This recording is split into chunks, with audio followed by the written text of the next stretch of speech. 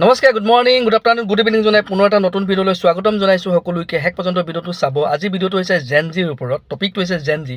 আমি খুব জেনজি এই ৱৰ্ডটো খুব শুনিবলৈ পাওঁ। আচলতে ইয়াৰ ইতিহাস কি হয়, ক'ৰ পৰা আহিছে, কিয় ইয়াক জেনজি বুলি কোৱা যায়, কোনখিনি ল'ৰা ছোৱালী বা কোনখিনি মানুহক জেনজি বুলি কোৱা হয়। আৰু এতিয়া আমি গম পাওঁ যে গুৱাহাটীৰ কোনোবা এটা সমষ্টিত, জালুকবাৰীনে কোনোবা এটা সমষ্টিত এগৰাকী ছোৱালী ফিমেল কেণ্ডিডেট কুংকি চৌধুৰী নামৰ এগৰাকী কণ্টেষ্টেণ্টে তাত কণ্টেষ্ট কৰিছে। তো সেই সমষ্টিটোৰ পৰা তাইৰ নামৰ ক্ষেত্ৰতো তেওঁৰ ক্ষেত্ৰত আমি খুব শুনিবলৈ পাইছোঁ। আচলতে কি হয়, আমাৰ যিমানখিনি মানুহ এতিয়ালৈকে যিমানখিনি মানুহে পৃথিৱীত আহি গ'লে, ধৰাৰ বুকুলৈ আহি গ'ল, প্ৰত্যেকৰ আচাৰ ব্যৱহাৰ, কাৰ্যকলাপ, ব্যৱহাৰ পাতি, চিন্তা চৰ্চা, জীৱন ধাৰণাৰ প্ৰণালী চবৰে বেলেগ বেলেগ হয়। তাৰমানে কি হয়, প্ৰতি 20 বা 30 বছৰৰ মূৰে 20 বছৰ 30 বছৰৰ পাছত কি হয়, মানুহৰ কি হয়, চিন্তাধাৰা পৰিৱৰ্তন হয়, চাল চলন পৰিৱৰ্তন হয়, কথা বতৰা, ব্যৱহাৰ পাতি, জীৱন ধাৰণ ট'টেলি চেঞ্জ হয়। তো ইয়াৰ ওপৰতে বেছ কৰি কি হয়, মানুহবিলাকক এটা টাইম পিৰিয়ডত ভাগ কৰি দিয়া হৈছে। আৰু সেই টাইম পিৰিয়ডত যিবোৰ মানুহ জন্ম হৈছে, সেই মানুহখিনিকে এটা জেনেৰেশ্যনৰ নাম দিয়া হৈছে। আচলতে প্ৰত্যেক মানুহকে এটা জেনেৰেশ্যনত ধৰা যায় আৰু প্ৰত্যেকৰে এটা নাম দিয়া হৈছে। যেনেকৈ 1945 পৰা 1965লৈকে যিখিনি মানুহ জন্ম হৈছিল, 1945 পৰা 1965 ভিতৰত যিখিনি মানুহ জন্ম হৈছিল, সেইখিনি কোৱা হয় বেবী বুমাৰ।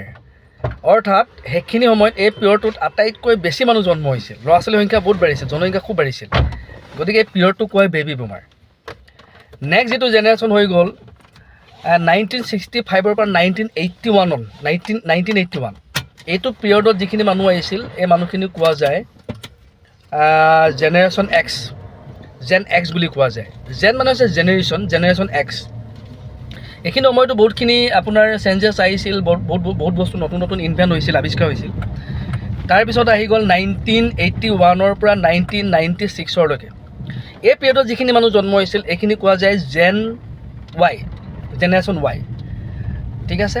আৰু তাৰ পাছত 1997 পৰা 2012লৈকে, 1997 পৰা 2012লৈকে যিখিনি ল'ৰা ছোৱালী জন্ম হৈছে, এইখিনি কোৱা যায় জেন জি বা জেন জেড।